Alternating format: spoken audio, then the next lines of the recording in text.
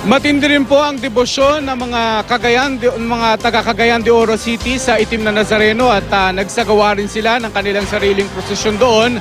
Makibalita tayo live kay Jake Compo ng GMA Northern Mindanao. Jake. Mark, tinatantiyang nasa 150,000 na mga deboto ng Itim na Nazareno ang lumahok sa prosesyon dito sa Cagayan de Oro.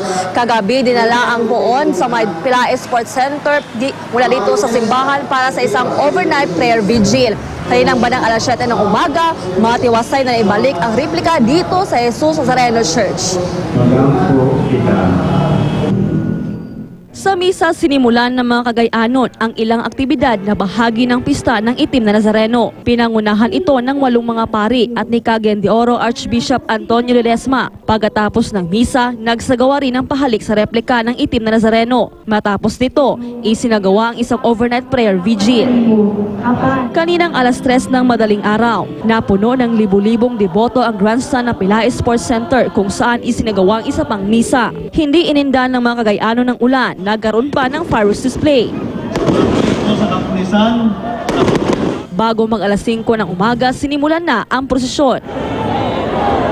Karamihan sa mga deboto dala ang maliliit na replika ng Itim na Nazareno at mga kandila. Kanya-kanya rin ang hagis ng panyo ang mga deboto sa mga ihos para maipahid sa puon. Isa sa mga deboto si Albert Bernados. Kahit manhid ang kalahati ng kanyang katawan dahil sa stroke, malaki ang naitulong ng kanyang pagdarasal sa Nazareno dahil hindi na raw siya gumagamit ng baston ngayon. Kumusta man ang atong paminaw? May man, ma-trigger og sungkod wala na. Nag-ampo, sir? Oh, ampo. Bandang alas 7 ng umaga, nakabalik na ang replika ng Itim na Nazareno sa Jesus Nazareno Parish.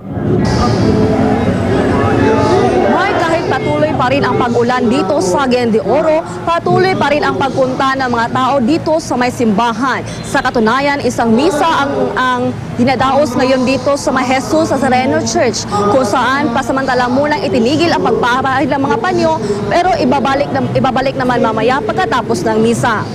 Yan na munang latest mula dito sa Cagayan de Oro.